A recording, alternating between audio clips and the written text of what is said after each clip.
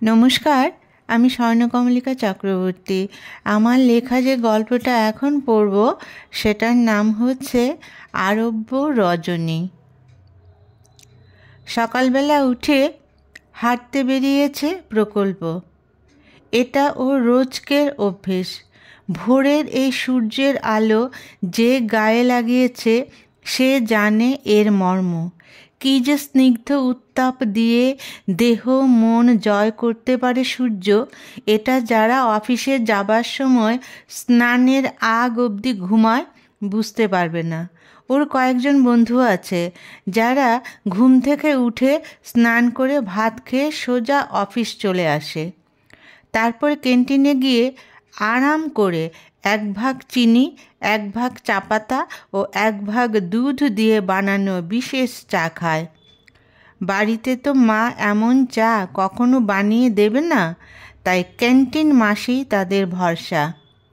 সাধারণ চায়ের দ্বিগুণ দামে মাসি যদি চা বিক্রি করতে পারে তবে তো মাসিরও লাভ। সে হাঁটছে, কিন্তু চিন্তা এলো ক্যান্টিনের। তোমার কি এখন চা খেতে ইচ্ছে করছে? সে ওর মনকে জিজ্ঞেস করলো। কারণ মন অনেক সময় কিছু চায় যেটা আমরা পাত্তা দিই না। কিন্তু প্রকল্প ওর মনকে খুব ভালোবাসে। সে ওর সঙ্গে কথা বলে, ওর ইচ্ছে অনিচ্ছে জানতে চায়। ওর বন্ধুরা ওর এই ব্যাপারটা জানে। ওরা ব্যাপারটাকে বেশ উপভোগ করে। বলে, সত্যি তোর মতো মন প্রেমিক মানুষ পৃথিবীতে দেখা যায় না। নিজের দেহের দিকেই নজর দিতে সময় পাই না, আবার বলে মন।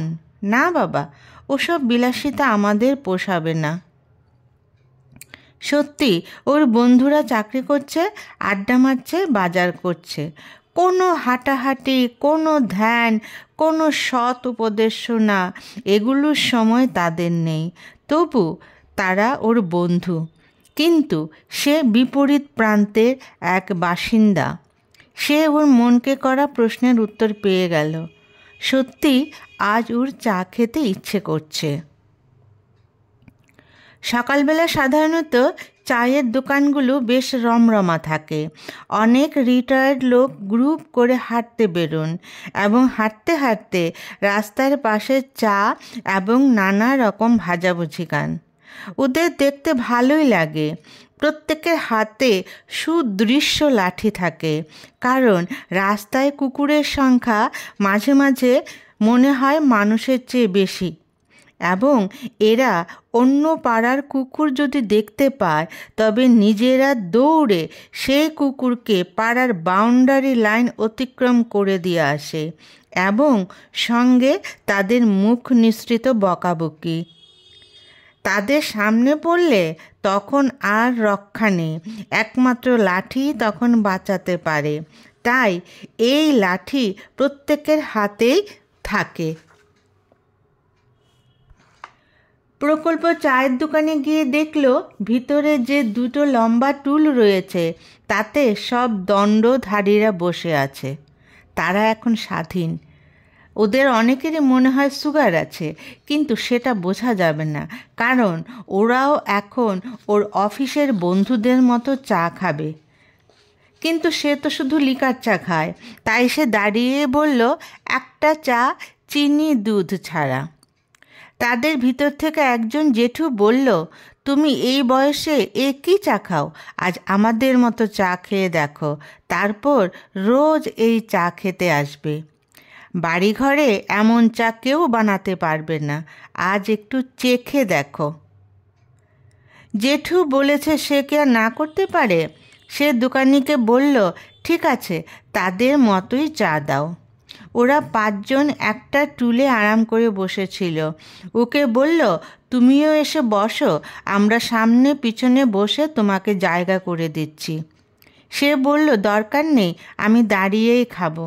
ওরা হেসে বলল, সে তোমার লিকার চা দাঁড়িয়ে খাওয়া যায়, কারণ তাতে কিচ্ছু থাকে না। বাড়িঘরে আমরাও সেটা খাই, মানে খেতে হয়, কিন্তু এখানে হলো আমেজের ব্যাপার, তাই বসেই খাও। ঠিক যেমন করে গাড়িতে সামনে পিছনে করে অতিরিক্ত লোককে বসানো হয়, ঠিক তেমনি পাঁচ জেঠু সামনে পিছনে বসে ওকে বসার জায়গা করে দিল। সে আর কি করবে, গিয়ে বসলো তাদের সঙ্গে। ওরা নিজেরা প্রচুর আড্ডা মারে।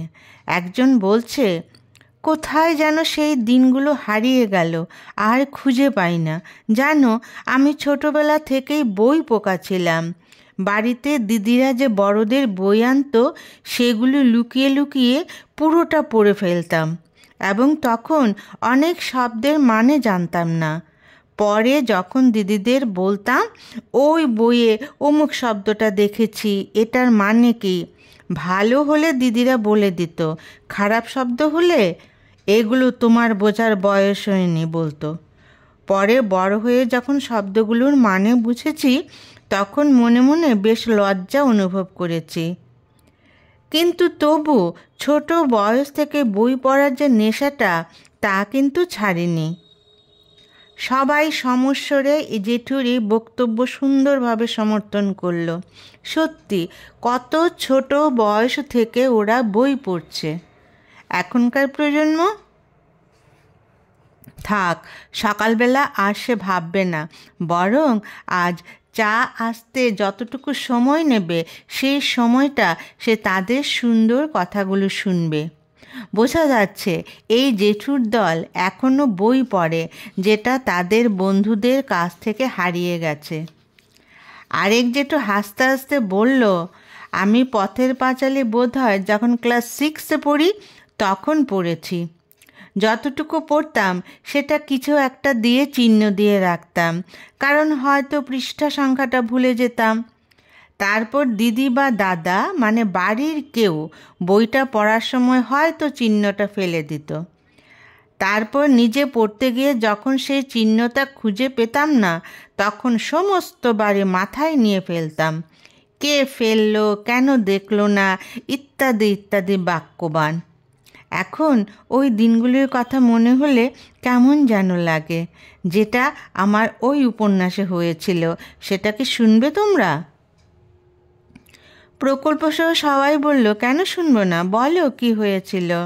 সেই জেঠু বলতে শুরু করলো, পথের পাঁচালী পড়ছি, পড়ার ফাঁকে ফাঁকে অপু দুর্গা তো আমারই মতো, তাদের পড়ছি আর নিজের সঙ্গে মেলাচ্ছি। কিন্তু যেদিন সেই পৃষ্ঠাটা পড়েছিলাম যেটাতে দুর্গা মারা গেল, আমি বইটা না বন্ধ করে দিয়েছিলাম।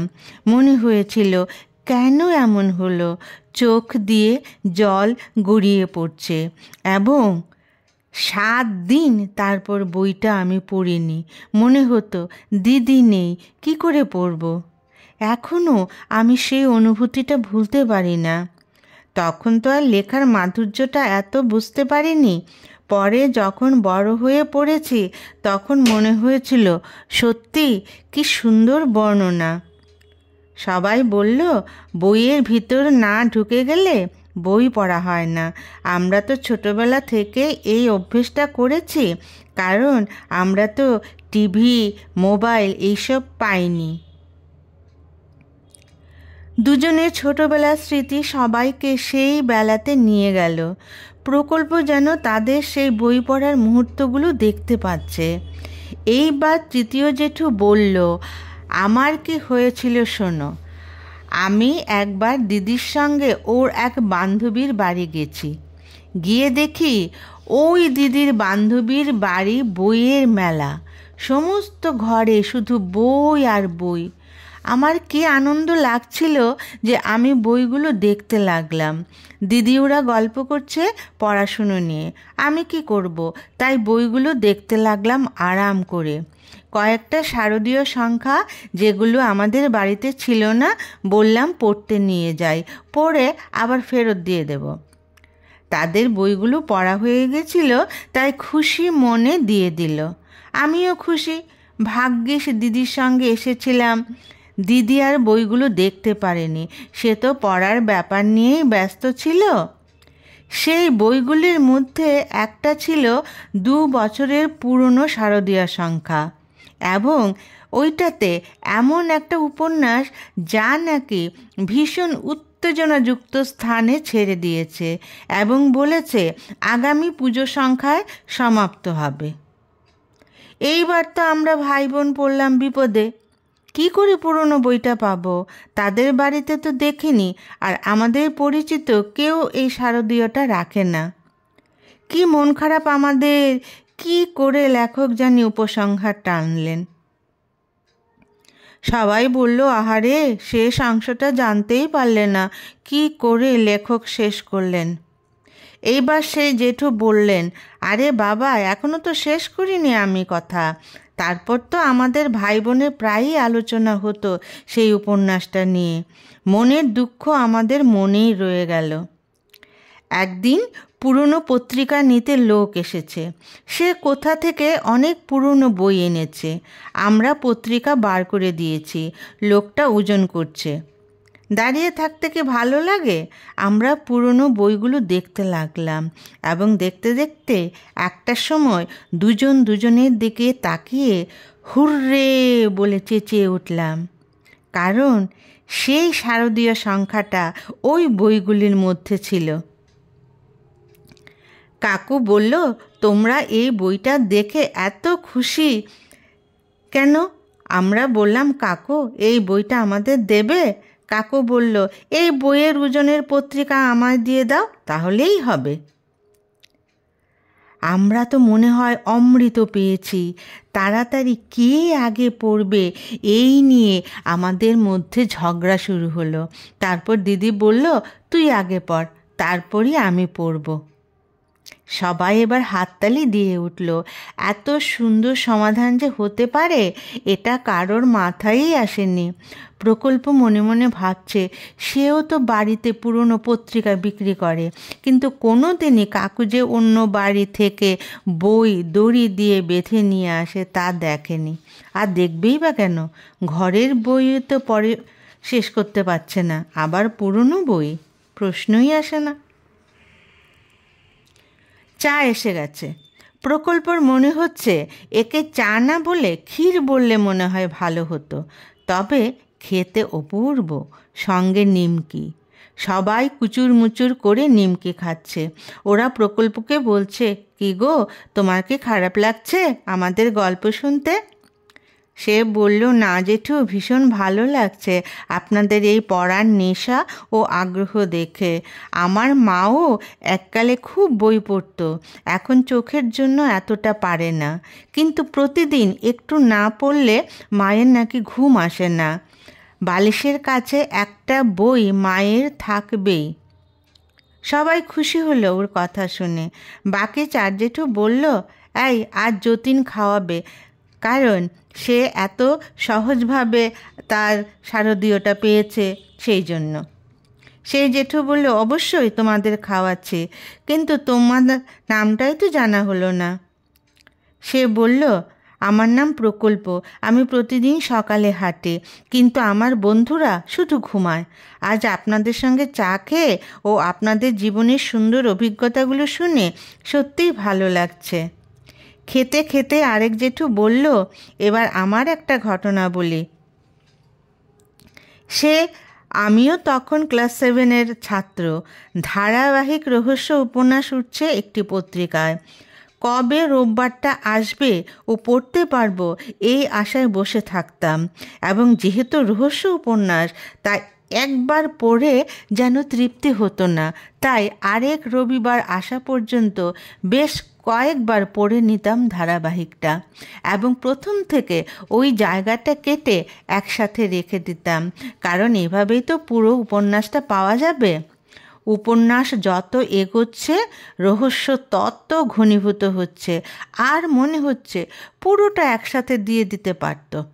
এই রকম যখন মনের অবস্থা, তখন একদিন কী কারণে রবিবার পত্রিকা বন্ধ। আমাদের ভাই বোনের যেন মাথায় বজ্রাঘাত হলো, কারণ এক সপ্তাহের পর্বটা আমরা পাবো না, পড়তেও পারবো না। কেন যে ছুটিটা রবিবারেই পড়ল, মানে আরও 7 দিন অতিরিক্ত অপেক্ষা করতে হবে। এই 7 দিন মনে হলো 7 বছর। এখনও সেই 7 দিন পিছিয়ে যাবার ব্যাপারটা মনে হলে কেমন যেন লাগে। সবাই যেন এই জেঠু 7 দিনের কষ্টটা উপলব্ধি করলো। বলল, তখন সত্যিই পড়াশোনার ফাঁকে খেলাধুলো এবং বই পড়া এটাই আমাদের নেশার ব্যাপার ছিল। সবাই মিলে পঞ্চম জেঠুকে বলল এবার ওনার ছোটবেলার কাহিনী শোনাতে। তিনি বললেন, চা খাওয়া এবং আড্ডা মারা হয়েছে, কিন্তু দ্বিতীয় পর্ব হাঁটা সেটা কিন্তু এখনও বাকি। আর প্রকল্পকে পেয়ে আজ আড্ডার সময় একটু বেশি খরচ হয়েছে, কাজেই কাল আবার প্রথম থেকে শুরু করতে হবে। প্রকল্প, তুমি আসবে তো গল্প শুনতে? প্রকল্প আরব্য রজনীতে পড়েছিল, এক রাজা তার রানীকে বিয়ে করে পরদিন মেরে ফেলত। এক রানী বিয়ের মধ্যরাত থেকে রাজাকে এমন গল্প শোনাতে লাগলো যে ভোর হয়ে গেল। কাহিনীর শেষটা শোনার জন্য রাজা ওই রানীকে বাঁচিয়ে রাখতেন। এইভাবে রানী রাজাকে এমন জব্দ করেছিল যে রাজা আর রানীকে মারতে পারেননি। এ পঞ্চম জেঠু আগামীকাল কি বলবেন এটা শোনার জন্য ওকে আগামীকাল আসতেই হবে। সে মুখে বলল, আমাকে যে আসতেই হবে পরবর্তী কাহিনী শোনার জন্য। ওদের দলে 5 জন ছিল, এখন একজন নব্য যুবক হওয়াতে ওরা 6 জন হলো। তবে প্রকল্প বলেছে কাল থেকে সে কিন্তু লিকার চা খাবে, ক্ষীর চা নয়। নমস্কার।